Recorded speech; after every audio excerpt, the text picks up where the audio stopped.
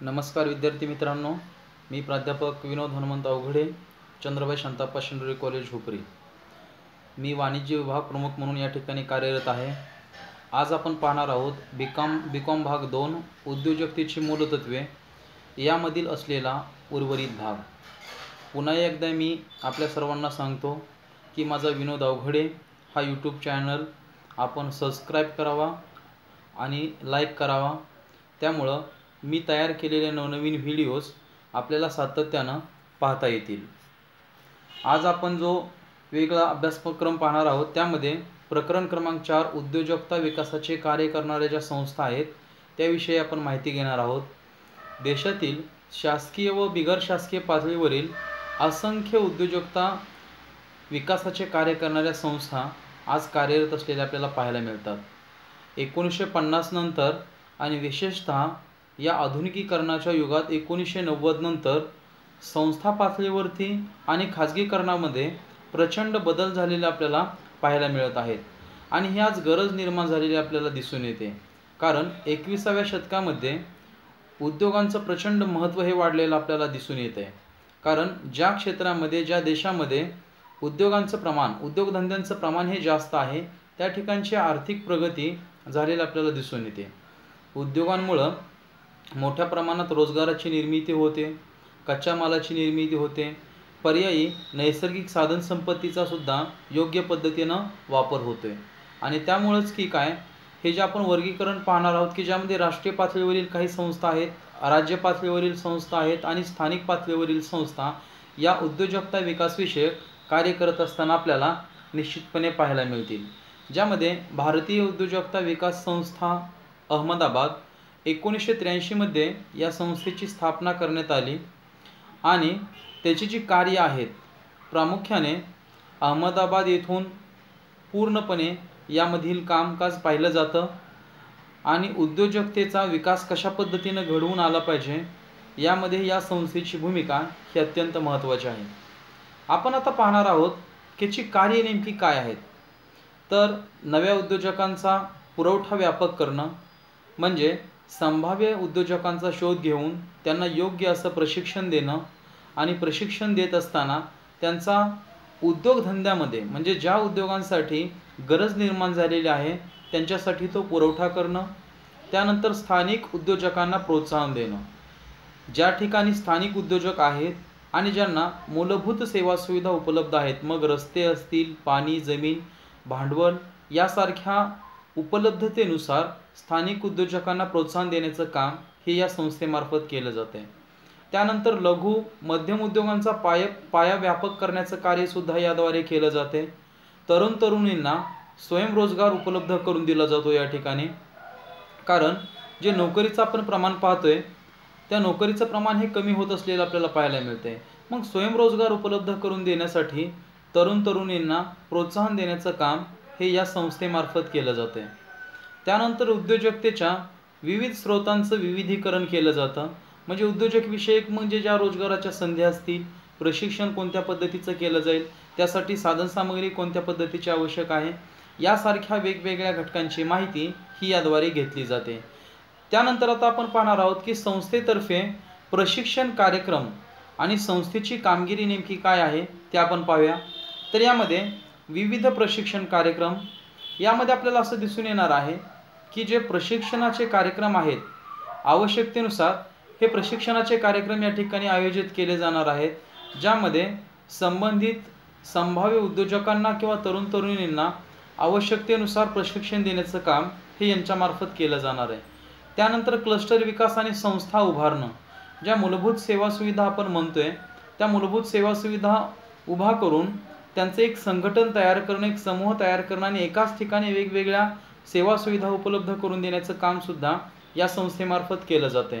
त्यानंतर जागतिक उद्योजकता सर्वेक्षण हे एक सुरू झालेलं 1997 नंतर आणि त्याचा सुद्धा अनुकूल परिणाम हा उद्योजकतेवरती झालेला आपल्याला दिसून येतोय. संशोधन केंद्र जे आहे ते 1997 मध्ये संशोधन केंद्राची स्थापना ही करण्यात आली. आता आपण पाहणार आहोत की महाराष्ट्र उद्योजकता विकास केंद्र औरंगाबाद जे 1988 मध्ये याची स्थापना करण्यात आली आणि प्रामुख्यानं ग्रामीण भागाचा विकास घडवून आणणं आणि ग्रामीण भागापर्यंत उद्योगधंदे नेणे, रोजगाराची निर्मिती करणे यासारखी उद्दिष्ट घेऊनच या वेगवेगळ्या विकास केंद्रांची उभारणी करण्यात येत आहे। त्याचे कार्य जर आपण पाहिले तर त्यामध्ये उद्योजकता विकासासाठी योग्य मानसिकता तयार करणं का आवश्यक आहे की मी पाठीमागच्या भागामध्ये जे तुम्हाला सांगितलं की आपण पारंपरिक पद्धतीच्या व्यवसायांना चिकटून राहतोय आणि परिवर्तनशील परिस्थितीचा आणि भविष्यकालीन परिस्थितीचा वेध घेण्याची मानसिकता ही आपल्याकडे निर्माण झाली पाहिजे। आणि त्यामुळे काय होतंय की योग्य मानसिकता तयार करण्याचं काम हे या विकास केंद्रामार्फत केलं जाते। त्यानंतर पहिल्या पिढीतील उद्योजक तयार करणं म्हणजे फर्स्ट जनरेशन जर असेल तर त्यामधील उद्योजकांना तयार करण्याचं काम सुद्धा यांच्यामार्फत केलं जाते। संभाव्य उद्योजकांसाठी प्रशिक्षण वर्ग आयोजित करणं। आता कोणत्या पद्धतीचे प्रशिक्षण वर्ग आयोजित करणं आवश्यक आहे? समजा कोणताही व्यक्ती की जरी शैक्षणिक पात्रता पूर्ण केलेली असेल तरी त्याला कौशल्यांची आवश्यकता असते। मग समजा टेलरिंगचे कोर्सेस असतील, मॅन्युफॅक्चरिंग असेल, टेक्स्टाईल इंडस्ट्री असेल, केमिकल इंडस्ट्री असेल, ॲग्रो बेस्ड इंडस्ट्रीज असतील, या सगळ्या प्रकारच्या व्यवसायांची स्थापना करायची असेल तर त्यासाठी कौशल्य आणि प्रशिक्षण आवश्यक आहे। आणि त्यासाठी महाराष्ट्र उद्योजकता विकास केंद्राच्या मार्फत हे वेगवेगळे प्रशिक्षण वर्ग आयोजित केले जातात। त्यानंतर उद्योजक होऊ इच्छिणाऱ्या तरुणांना मार्गदर्शन केलं जातं। त्यानंतर उद्योजकीय संस्कृती निर्माण करणं। उद्योजकीय संस्कृती निर्माण करत असताना काय केलं जातं की वेगवेगळ्या संभाव्य उद्योजकांचा आणि व्यावसायिकांचा एक समूह तयार केला जातो। जसं की महाराष्ट्र उद्योजकता विकास केंद्र यामध्ये वेगवेगळे जे व्यावसायिक असतील आणि विविधतापूर्ण जे व्यवसाय असतील त्यांचं एकत्रीकरण केलं जातं आणि एकाच ठिकाणी यासारखे एक व्यापक क्षेत्र तयार केलं की जे जातं की जेणेकरून उद्योजकीय संस्कृती ही सहजपणे निर्माण करता येईल। आता आपण पाहणार आहोत की या केंद्राचे कार्यक्रम नेमके काय आहेत आणि कामगिरी यांनी कोणकोणत्या क्षेत्रामध्ये केलेली आहे। तर यामध्ये आपल्याला असं दिसून येईल उद्योजकता विकास कार्यक्रमांची आखणी यामध्ये केली जाते। मग प्रशिक्षण कार्यक्रम असतील, प्रशिक्षणोत्तर वेगवेगळे कार्यक्रम असतील, सल्लाविषयक कार्यक्रम असतील, म्हणजे प्रॉपरली उद्योजकतेचा विकास घडवून आणणं या हेतूनं विविध कार्यक्रमांची आखणी ही यामध्ये केली जाते। त्यानंतर स्वयंरोजगार उद्योजकता विकास कार्यक्रम म्हणजे नवीन तरुणींना किंवा संभाव्य उद्योजकांना स्वयंरोजगार प्राप्त व्हावा या हेतूनं काय केलं जातं, उद्योजकता विषयक वेगवेगळे कार्यक्रम हे आखले जातात। आता आपण पाहूया की व्यवसाय प्रशिक्षण कार्यक्रम जे व्यवसायाभिमुख जे आपण शिक्षण म्हणतो म्हणजे त्या पद्धतीचं प्रशिक्षण देण्याचं काम सुद्धा या व्यवसाय संस्थांकडून केलं जाते। व्यवस्थापन विकास कार्यक्रम मुळातच उद्योजक हा व्यवसायाचा मालक असतो। व्यवसायाविषयीचे सर्व अधिकार हे त्या उद्योजकाला असतात। मग त्या उद्योजकतेमध्ये नफा तोटा प्रतिकूल किंवा अनुकूल जी परिस्थिती निर्माण होणार असेल त्यावरती मात करण्याची हेतून व्यवस्थापनाची कला ही सुद्धा उद्योजकाकडे असावी लागते आणि म्हणून त्या उद्योजकाला व्यवस्थापन विकास करण्याच्या हेतूनं वेगवेगळ्या कार्यक्रमांची आखणी ही केली जाते। महिला उद्योजकता परिचय कार्यक्रम जर आपण पाहिले तर आज आपण पाहू शकतोय की प्रत्येक क्षेत्रामध्ये महिला कर्मचारी काम करत असताना आपल्याला पाहायला मिळतात। तसंच महिला उद्योजक सुद्धा यशस्वीपणे आज कार्यरत असताना आपल्याला पाहायला मिळतात। चंदा कोचर हे नाव आपण ऐकलेलं असेल, जे थोर उद्योजक म्हणून आपल्याला आज पाहायला मिळतात। म्हणजे महिलांसाठी सुद्धा उद्योजकता परिचय कार्यक्रम हे या ठिकाणी तयार केले जातात। आता आपण पाहूया की उद्योजकता प्रबोधन कार्यक्रम। प्रबोधन कार्यक्रम आपल्याला प्रामुख्याने कशाला म्हणायचे की जे उद्बोधन केलं जातं म्हणजे वेगवेगळ्या क्षेत्रातल्या वेगवेगळ्या व्यक्तींना एकत्रित आणून त्यांच्याद्वारे नवतरुणांना प्रेरित करण्याचं काम हे या ठिकाणी केलं जातं। प्रबोधन केलं जातं म्हणजे व्यवसायाविषयीची माहिती असेल, व्यवसायातल्या वेगवेगळ्या संधी काय आहेत, रोजगाराच्या संधी काय आहेत, कोणकोणत्या प्रकारचं उत्पादन तयार केलं जाऊ शकते, यासारख्या वेगवेगळ्या संधीची माहिती ही या प्रबोधनात्मक कार्यक्रमाद्वारे दिली जाते। त्यानंतर उद्योजकता जनजागृती कार्यक्रम हा काय आहे की जनजागृती म्हणजे आपण पाहतोय की पारंपरिक व्यवसायाला चिकटून राहण्याची जी आपली प्रवृत्ती आहे त्या प्रवृत्तीला कुठंतरी आळा बसला पाहिजे आणि त्या प्रवृत्तीला आळा बसण्याच्या हेतूनं एक जनजागृती म्हणजे अवेअरनेस प्रोग्राम्स त्या ठिकाणी तयार केले जातात की जिथं व्यवसायाचं महत्त्व, त्यामुळे निर्माण होणारा रोजगार, समाजाला त्या ठिकाणी निर्माण होणारा फायदा आणि समाजाचा विकास हा त्याद्वारे कसा घडू शकतोय याची माहिती सुद्धा यामध्ये दिली जाते। संघटक प्रशिक्षण कार्यक्रम आणि प्रशिक्षकांचे प्रशिक्षण कार्यक्रम विशेषतः जे प्रशिक्षक संघटक म्हणून काम करत असतात, महाराष्ट्र उद्योजकता विकास केंद्र जे आपण म्हणतोय की एकापेक्षा जास्त संघटक किंवा प्रशिक्षण देणारे व्यक्ती, त्यांना ट्रेनर प्रोग्राम जे आपण म्हणतो ते या संस्थांमार्फत केंद्रामार्फत आखले जातात की जेणेकरून चांगल्या पद्धतीचं प्रशिक्षण हे संभाव्य उद्योजकांना मिळावं, ही त्या पाठीमागची महत्त्वाची भूमिका असलेली पाहायला मिळते आणि त्यामुळं संघटन विकास कार्यक्रम हे यशस्वी झालेले आपल्याला पाहायला मिळणार आहेत. आता आपण पाहूया की जिल्हा उद्योग केंद्र. विद्यार्थ्यांना आपल्याला माहीत असेल प्रत्येक जिल्ह्यामध्ये जिल्हा उद्योग केंद्र असतं आणि या जिल्हा उद्योग केंद्रांच्या माध्यमातून विविध प्रकारच्या व्यवसायांसाठी वेगवेगळ्या योजना उपलब्ध करून दिलेल्या असतात, आर्थिक सवलती उपलब्ध करून दिलेल्या असतात. व्यवसायाची स्थापना करण्यापासून ते अगदी त्याच्या शिखरावस्थेपर्यंतच्या सगळ्या गोष्टींचं प्रशिक्षण हे जिल्हा उद्योग केंद्रांच्या मार्फत केलं जाते. मग यांचे उद्देश नेमके काय आहेत, तर जिल्ह्यातील औद्योगिकरणाच्या प्रयत्नांना गती देणं, ग्रामीण औद्योगिकरण जे असतं आपण त्या औद्योगिकरणावर भर देणे, जिल्ह्यातील उद्योगांमध्ये आर्थिक समानता साध्य करणे, नवीन उद्योजकांना शासकीय योजनांचे सर्व लाभ उपलब्ध करून देणे, नवीन उद्योग स्थापनेसाठी सर्व प्रक्रिया पूर्ण करणे आणि त्यांची कार्य जर आपण पाहिली तर मुख्य केंद्र म्हणून भूमिका करणे. म्हणजे ज्या जिल्ह्यामध्ये जिल्हा उद्योग केंद्र त्या जिल्ह्यामध्ये प्रमुख केंद्र म्हणून भूमिका पार पाडण्याचं काम हे जिल्हा उद्योग केंद्रांना करावं लागतं. त्यानंतर औद्योगिक आराखडा तयार करणं, म्हणजे उद्योग कोणकोणत्या पद्धतीचं असावं, त्यांचं इन्फ्रास्ट्रक्चर काय असावं, त्याची उत्पादनाची निर्मिती कोणत्या पद्धतीची केली जावी, त्यासाठी लागणारा नेमका कच्चा माल काय असेल, त्याच्यासाठी कामगार वर्ग कोणत्या पद्धतीचा आवश्यक आहे, वाहतुकीची व्यवस्था नेमकी कोणत्या पद्धतीने केली जाईल, अशा प्रकारचा आराखडा तयार करण्याचं कामसुद्धा जिल्हा उद्योग केंद्राच्या माध्यमातून केलं जाणार आहे. त्यानंतर सल्ला व सेवा उपलब्ध करून देणं, जे संभाव्य उद्योजक असतील त्या संभाव्य उद्योजकांना मार्गदर्शन करणं आणि त्यांना वेगवेगळ्या सेवा उपलब्ध करून दिल्या जातात आणि या सेवा उपलब्ध करून देत असताना संभाव्य उद्योजकांच्या मागणीनुसार किंवा जो स्वयंरोजगार उपलब्ध करून दिला जातो त्यांच्यानुसार प्रत्यक्ष मार्गदर्शन करण्याचं काम हे त्यांच्यासाठी केलं जाते. त्यानंतर संधीची माहिती उपलब्ध करून देणं, रोजगाराभिमुख ज्या संधी आहेत, व्यवसायासाठी ज्या मोठ्या प्रमाणात संधी उपलब्ध करून दिल्या जातात त्या संधींची माहिती या जिल्हा उद्योग केंद्रांच्या मार्फत करून दिलेली आपल्याला पाहायला मिळते. आता आपण पाहूया की जे जिल्हा उद्योग केंद्र आहेत त्याची कामगिरी नेमकी काय आहे आणि त्यांची भूमिका ही जिल्हा उद्योग केंद्रांच्या मार्फत काय आहे ते आपण पाहणार आहोत. त्यामध्ये प्रामुख्याने उद्योगांची नोंदणी करणं, यामध्ये आपल्याला असं पाहायला मिळेल की जे उद्योग आहेत आणि उद्योगांची प्रायमरी स्टेज जे आपण म्हणतो की त्या उद्योगांची नोंदणी करणं, ते नोंदणी करून घेण्याचं काम हे जिल्हा उद्योग केंद्रांच्या मार्फत केलं जाणार आहे. त्यानंतर प्रकल्प अहवालामध्ये तांत्रिक सल्ला आणि मार्गदर्शन करणं, म्हणजे ज्या प्रकारची उत्पादनं आहेत, कोणत्या प्रकारचा कच्चा माल आवश्यक आहे, कोणती उत्पादनं कोणत्या भौगोलिक क्षेत्रामध्ये घेतली पाहिजेत आणि त्यासाठी उत्पादकतेचं प्रमाण कसं वाढेल यासाठी सल्ला देण्याचं काम, मार्गदर्शन करण्याचं काम हे या विकास केंद्रांच्या मार्फत जिल्हा उद्योग केंद्रांच्या मार्फत केलं जातं. त्यानंतर यंत्रसामग्री व कच्च्या मालाची उपलब्धता, जी नैसर्गिक सामग्री आहे आणि जो कच्चा माल उत्पादन प्रक्रियेसाठी आवश्यक आहे त्याचं सुद्धा सहकार्य जिल्हा उद्योग केंद्रांच्या मार्फत केलं जातं.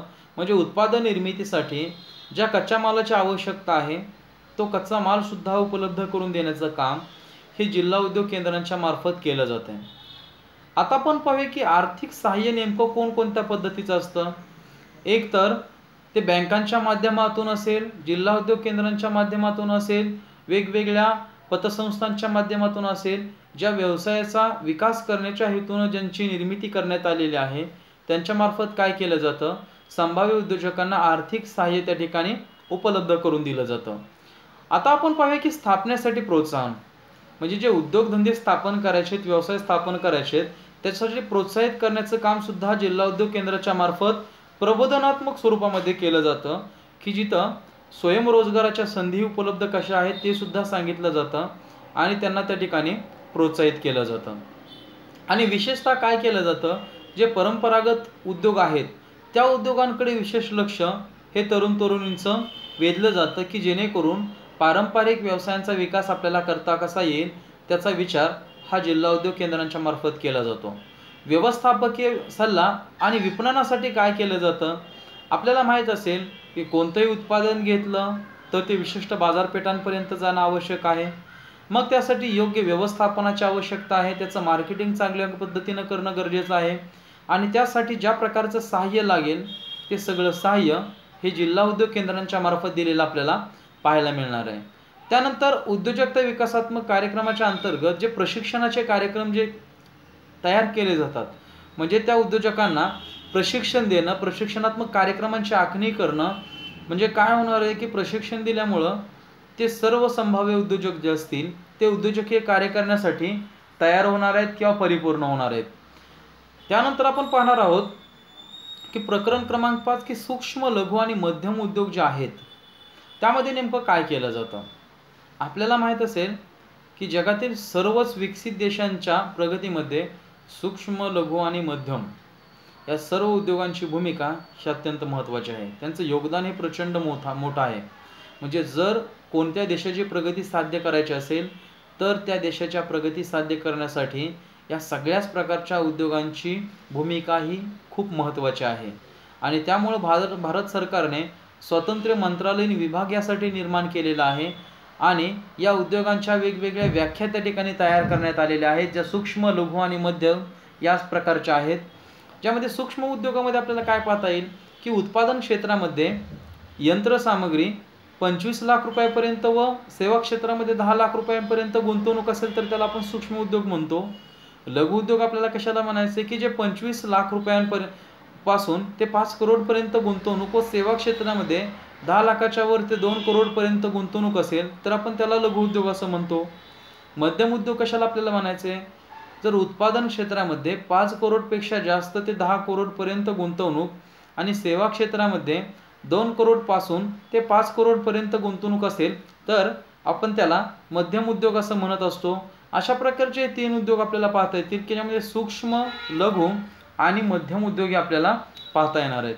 आता आपण पाहूया की त्यांचं महत्त्व नेमकं काय आहे किंवा या उद्योग क्षेत्राचं महत्त्व काय दिसून येणार आहे.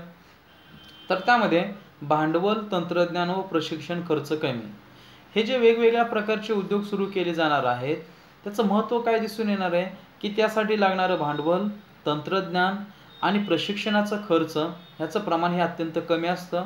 आणि त्यामुळे आपल्याला या प्रकारचे व्यवसाय, उद्योगधंदे सुरू करण्यासाठी निश्चितपणे प्रोत्साहन प्राप्त होत असतं. आणि अर्थातच यामुळं काय होणार आहे की मोठ्या उद्योगांना आधार मिळणार आहे. जर प्रशिक्षण खर्च कमी असेल, उत्पादनाचा खर्च कमी असेल तर त्या मोठ्या उद्योगांसाठी या आधारभूत कन्सेप्ट तयार होणार आहेत. आणि जे कृषी क्षेत्र असेल त्यासाठी पूरक वातावरण तयार होणार आहे. म्हणजे कृषी क्षेत्रासाठी आवश्यक असणारे समजा वेगवेगळ्या गोष्टी, वेगवेगळे घटक किंवा आपण म्हणूया त्याला कच्चा माल, या सगळ्याच गोष्टींचा पुरवठा हा अगदी सहजतेने आपल्याला करता येणार आहे. नैसर्गिक साधन संपत्तीचा योग्य वापर आपल्याला करता येईल. आपल्याला माहीत असेल की नैसर्गिक साधन संपत्तीचा हा दिवसेंदिवस नाश पावत असलेला आपल्याला पाहायला मिळतोय. आणि त्यामुळे आपल्याला काळजीपूर्वकपणे नैसर्गिक साधन संपत्तीचा योग्य वापर करण्याची गरज आहे. आणि ते आपण या उद्योगधंद्यांच्या माध्यमातून करू शकतोय. रोजगार निर्मितीमध्ये आपण अग्रेसर राहू शकतोय. म्हणजे सूक्ष्म, लघु किंवा मध्यम जे उद्योग आहेत त्यामधून रोजगार निर्मितीचं प्रमाण हे प्रचंड आहे. खूप मोठ्या प्रमाणात रोजगाराची निर्मिती केली जाते आणि म्हणून रोजगारामध्ये संधी या वाढत जाणार आहेत. आणि यामुळे काय होईल की औद्योगिक विकासाला गती निर्माण होणार आहे. जे वेगवेगळे व्यवसाय किंवा उद्योगधंदे सुरू केले जाणार आहेत त्याच्या विकासाला मोठ्या प्रमाणामध्ये गती निर्माण होणार आहे. आणि परिणाम स्वरूप समतोल प्रादेशिक विकास साधण्यासाठी विद्यार्थ्यांना मदत होणार आहे.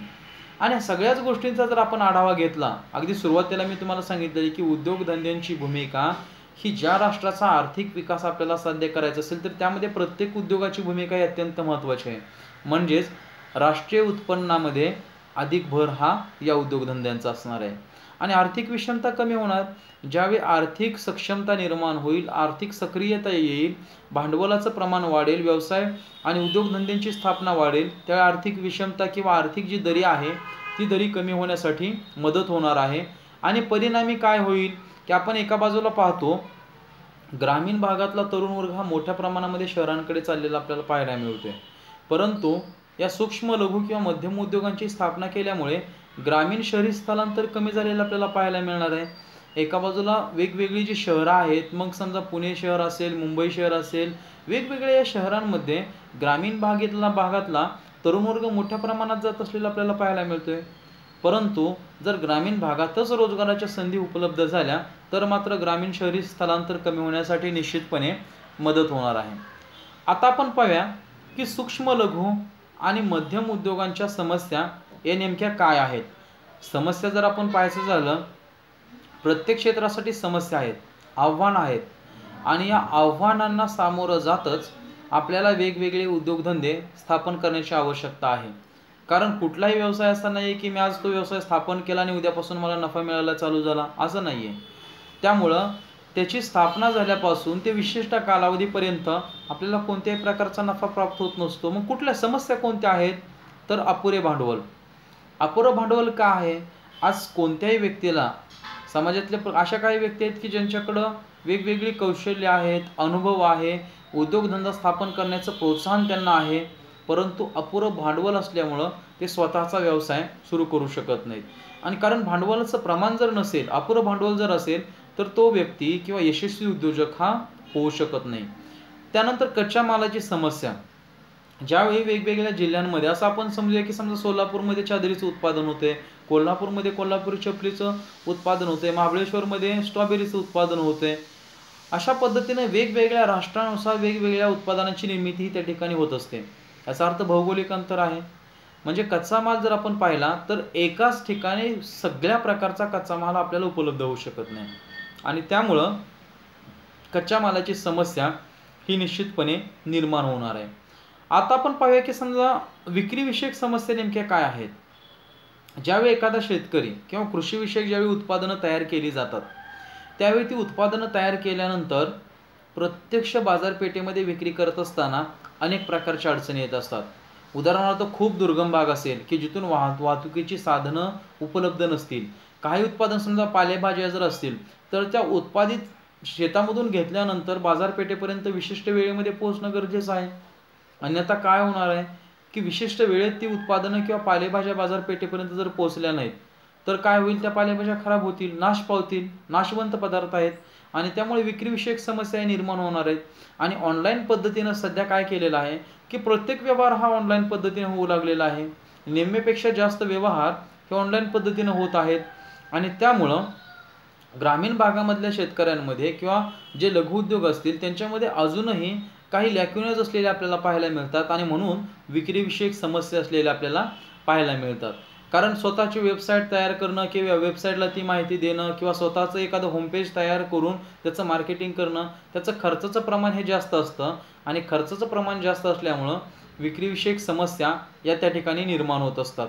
आता आपण पाहूया की पायाभूत सुविधांची कमतरताही त्या ठिकाणी निर्माण होत असते। जसं पाणी असेल, वीज असेल, जमीन असेल, कच्चा माल यासारख्या पायाभूत सेवा सुविधांची कमतरता ही सुद्धा निर्माण होते। त्यानंतर कालबाह्य तंत्रज्ञान। विद्यार्थी मित्रांनो, सातत्यानं बदल होत आहेत प्रत्येक तंत्रज्ञानामध्ये। मोबाईलचं जर आपण उदाहरण घेतलं की समजा आज एखादा मोबाईल लॉन्च झालेला असेल तर ठराविक कालावधीनंतर त्याच्यामध्ये न्यू व्हर्जन आलेलं असतं। कॉम्प्युटरमध्ये एखादा आपण अपडेट केलं तर काही कालावधीनंतर त्याच्यामध्ये अपडेट आलेलं असतं। मग व्यवसायामध्ये सुद्धा आपल्याला असं करावं लागणार आहे। परंतु अडचण नेमकी काय येते की समजा आपण एखादा कोणता व्यवसाय चालू केला मॅन्युफॅक्चरिंगचा आणि त्यासाठी XYZ नावाचं एखादं तंत्रज्ञान आपण वापरलं आणि विशिष्ट कालावधीनंतर पुन्हा आपल्याला त्यामध्ये बदल करायचा असेल तर त्याचं खर्चाचं प्रमाण जास्त असतं आणि त्यामुळं तंत्रज्ञान स्वीकारण्याची घाई आपल्याकडून केली जात नाही आणि कालबाह्य तंत्रज्ञानामुळं आपण वेगवेगळ्या प्रकारच्या समस्यांना सामोरं जावं लागतं। त्यानंतर कौशल्यप्राप्त मनुष्यबळाचा तुटवडा। आपल्याकडं मनुष्यबळ प्रचंड आहे, प्रचंड मनुष्यबळ आहे। म्हणजे आज अमेरिकेसारखे राष्ट्रसुद्धा आपल्या रोजगारावरती किंवा तरुणाईवरती आर्थिक प्रगती करत असलेले आपल्याला पाहायला मिळतात, परंतु कौशल्यप्राप्त मनुष्यबळाचा आपल्याकडे तुटवडा असलेला पाहायला मिळतोय। कारण ज्या ज्या प्रकारचे व्यवसाय आहेत, उद्योगधंदे आहेत, त्याच्यासाठी लागणारं कौशल्य जर आपल्याकडे नाही आहे आणि त्यामुळे होतंय काय की बेकारीचं प्रमाण वाढले आणि ज्या प्रकारचं मनुष्यबळ आवश्यक आहे त्या प्रकारचं मनुष्यबळ हे आपल्याला उपलब्ध होत नाही। आणि काय होतं की मोठ्या उद्योगांची आपल्याला स्पर्धा करावी लागते। ज्यांचं भांडवल जास्त आहे ते सातत्याने बदल करू शकतात, तंत्रज्ञान विकसित करू शकतात, परंतु अपुऱ्या भांडवलाला घेऊन जर आपण एखादा व्यवसाय सुरू केलेला असेल तर मात्र मोठ्या उद्योगांशी आपल्याला स्पर्धा करावी लागते आणि व्यवस्थापन कौशल्याचा अभाव सुद्धा आपल्याला पाहता येईल. म्हणजे एखाद्या समजा दुर्गम भागामध्ये आपण काम करत असो, एखाद्या ग्रामीण भागामध्ये काम करत असो, तर त्या ठिकाणी डेव्हलपमेंट जर झालेली नसेल तर व्यवस्थापन कौशल्याचा अभाव असलेला आपल्याला पाहायला मिळणार आहे. आता आपण पाहूया की ह्या ज्या समस्या आहेत त्या समस्यांवरती आपल्याला नेमका उपाय हे काय काढता येतील. तर पहिला उपाय आपल्याला सांगता येईल की सुलभ आणि पुरेसा भांडवलाचा पुरवठा. आपण जर या सूक्ष्म लघु मध्यम उद्योगांना व्यवस्थितपणे भांडवल पुरवठा जर आपण केला तर काय होणार आहे की सुलभपणे आणि पुरेसा भांडवल पुरवठा जर केला तर समस्या आपल्याला दूर करता येतील. व्यवस्थितपणे कच्च्या मालाचा पुरवठा जर आपण ह्या व्यावसायिकांना केला तर उत्पादनाची प्रक्रिया ही चांगल्या पद्धतीने तयार होणार आहे, उत्पादन सुरळीतपणे तयार केलं जाणार आहे.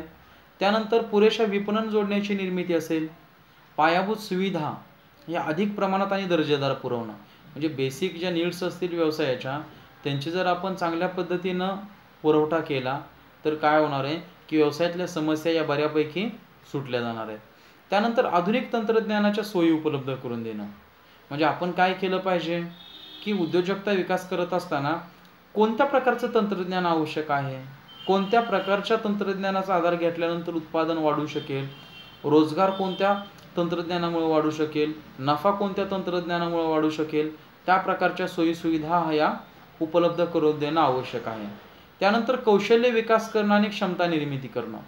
कौशल्य विकास जर घडवून आणायचा असेल तर आपल्याला काय करावं लागेल, कौशल्य पुरवठा करावा लागेल, प्रशिक्षण द्यावं लागेल.